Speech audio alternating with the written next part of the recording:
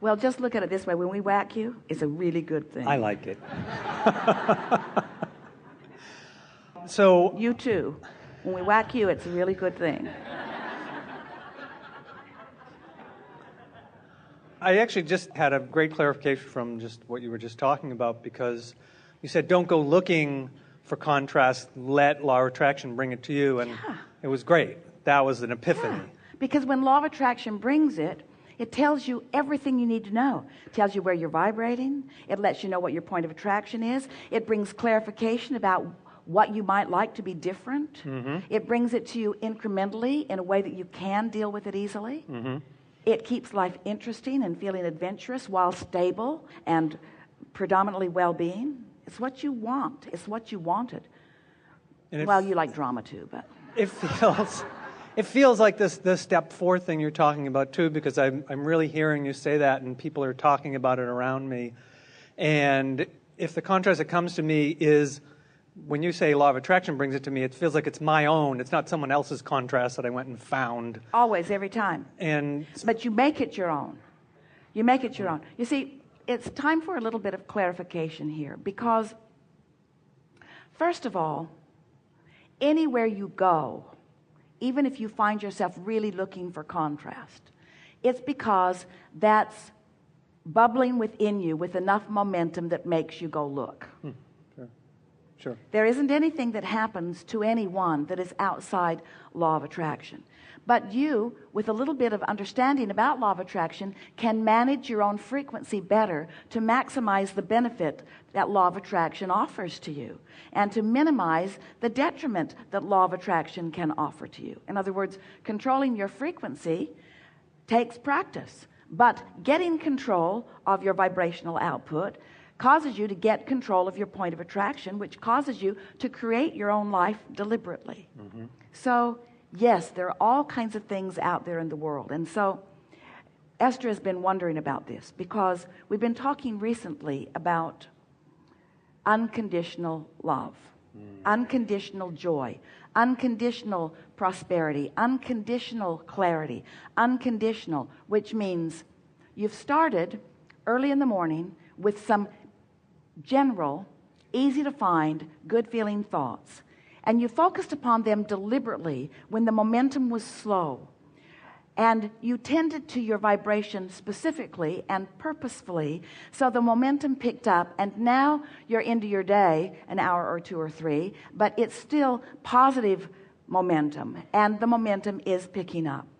Well, as you are experiencing the natural consequence of being focused, and therefore law of attraction picking up, then we are talking about that being what we are wanting to call unconditional love.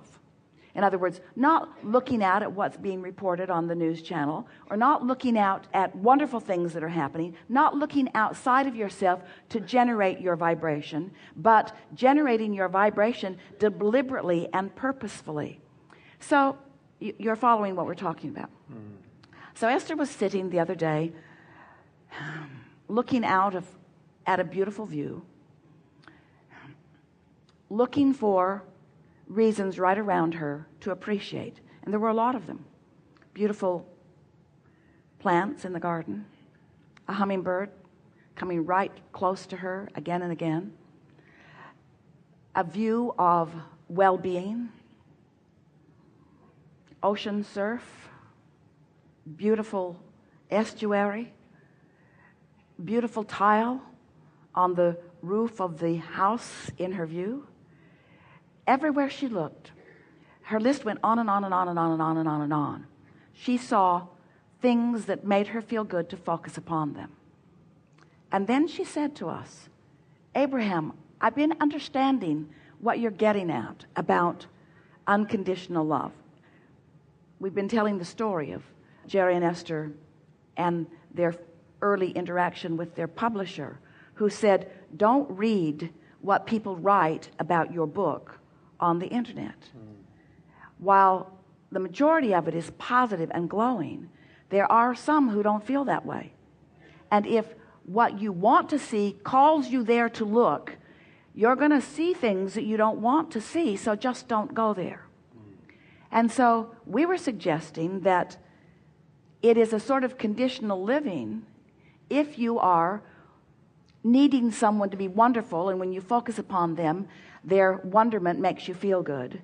Just as when you focus upon someone who is behaving horribly and their horrible behavior makes you feel bad, that's a very conditional living that you don't need to be a part of. So now Esther is saying to us, but Abraham, that plant is beautiful and it is a sort of conditional love.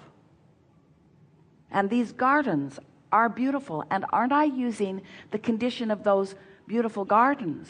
And we said, feel the difference between being aligned and source flowing through you and then looking, and looking in order to be aligned. Feel the difference. When you start from the inside out, when you find your balance, and you'll find it, and it will be so natural to you that in time you won't even have to think about it, because it will just be who you are. You're so in tune with who you are that you will be predominantly seeing the world through the eyes of source. But in the meantime, it takes a little practice to get into that vibration. And when you do, when it kicks in, and it will, and it will, and it will, and it will, you're going to feel the incremental improvement in your average vibrational point of attraction. You're going to feel it if you get up in the morning with a keen awareness that you're starting anew, that while you slept, your vibration ceased, that your point of attraction was not attracting to you while you were unconscious in your body. And when you awaken, you have options of now turning your attention to the vibration of your source and start in that place and focus there and allow. You see, source will get hold of your vibration. Better way of saying it is, source is aware of your vibration. And when you tune with no resistance, source pours through you in a powerful way. And source adds to. We have not said this to you before. Source, therefore, is part of your point of attraction. When you tune to the attraction that is the source within you. Are you following? That's why the well-being dominates. You can pinch yourself off. You can find things that upset you. You can disallow yourself, and you can be objectively justified in doing so, because there's stuff out there that you don't want to happen, that you wish wouldn't happen, that you think shouldn't have happened. We understand how you feel about all of that.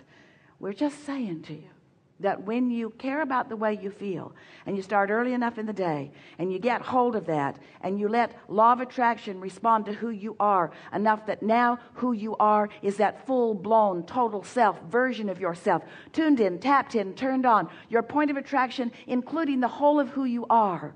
Then when you come together in your conversations, they are joyful, life-giving, uplifting, advantageous to you and everyone involved conversations.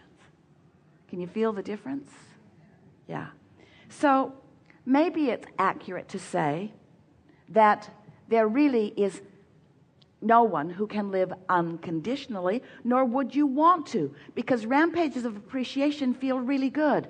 We're just saying, don't attempt a rampage of appreciation from your place of depression, because when you are efforting at it, you're activating the end of the stick that you don't mean to activate, because every subject is two subjects, isn't it?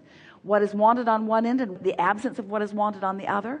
So if you're trying too hard, which is what sometimes happens when you get up, sort of stumble into your day, don't pay attention to getting it started from the inside out. Begin observing things. Check your email. Watch the news feed. See what's happening. Have conversations with people about it. Get yourself all activated about that. And then you say, oh, I don't feel so good. I think I'll do a rampage of appreciation. No, you won't. No, you won't. The momentum's got you going that way. You're not suddenly going to go that way, you see. That helps, doesn't it? Yeah. You brought back to what I wanted to sort of talk about, which is the efforting thing for me has been to try to clean things up. And then with your whole idea of step 4, you're saying start in this wonderful place that you generate from within. Let law of attraction bring the contrast to me. I don't have to go looking for it. Oh, I'm going to clean this thing up today. And it just, you can flip it. When you start there, your exposure to life in combination with your determination to feel good helps you work all of the resistance out of everything. And remember, this is an important thing to remember. You're looking for the path of least resistance. And what do we mean by that? You're looking for the path of alignment with who you really are. You're looking for the path of alignment with who you really are, and this path of manifestation of all things wanted by you in combination with who you are. You don't ever need to worry about getting tuned in with Source and not being of value to the world. You can't not be of value when you're tuned into Source, because Source is tuned in to being of value to the world. So when you decide that you're going to tend to that relationship first, and you come into vibrational alignment with who you are first and foremost, then as life unfolds for you, it just gets better and better, more detailed, more momentum, more fun, more reason to focus, more adventure, more exhilaration, more satisfaction. In other words, the more you focus, the more satisfaction you feel in accomplishing your focus. Isn't that true about everything? We're just wanting you to give yourselves the greatest advantage. And we also want you to remember that law of attraction is active at all times, and that this current moment in time, when you are emitting your signal, is dominant. Someone said the other day, a sweet woman, she was in the hot seat while we were in Sedona and talking about some things, and then later, because she was talking about some things that had happened to her that were unpleasant to her, several people who were part of the group came to her on the segment of refreshment to console her or to give her advice, which she found annoying. And then she raised her hand again, and we knew why, so we called her forward again on the second day. And she said, I just want to set the record straight. And we want to say to all of you, in your current and powerful now, where your point of attraction only ever is, you are always setting the record straight. You're always setting it straight from where you are right now.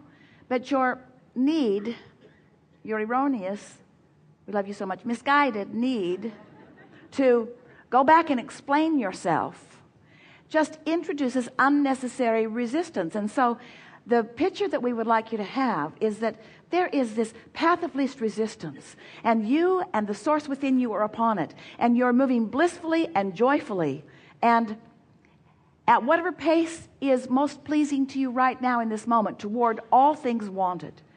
And you are the only one who can ever throw resistance on your trail, on your path. You're the only one who ever puts resistance in your way. When Esther heard her say that, she began teasing to herself in a loving way. We were pleased that she wasn't beating up on herself as she has done sometimes. And she would say things to herself, well, that was unpleasant and unnecessary. That was unpleasant and unnecessary. I'm just making stuff up. I'm just making stuff up and putting it in my way. I'm just scouring the world looking for stuff that I wouldn't like if it happened to me, and I'm owning it for myself, throwing it in my own trail and worrying. And we say, don't throw that stuff in your path. It's a path of least resistance. Choose it, tend it, love it, enjoy it, watch it unfold, and let this path of least resistance be the nurturer that it is, you say. Well, there isn't anything that we could ever say to you that would ever be of any more value to you. So this is now the end of the seminar. If you got that, and you did, didn't you? Yep. Didn't you get that? You got that. Yep. You get that? I got it. You're good? I'm good. You're good. You are good. You are good. Thank you.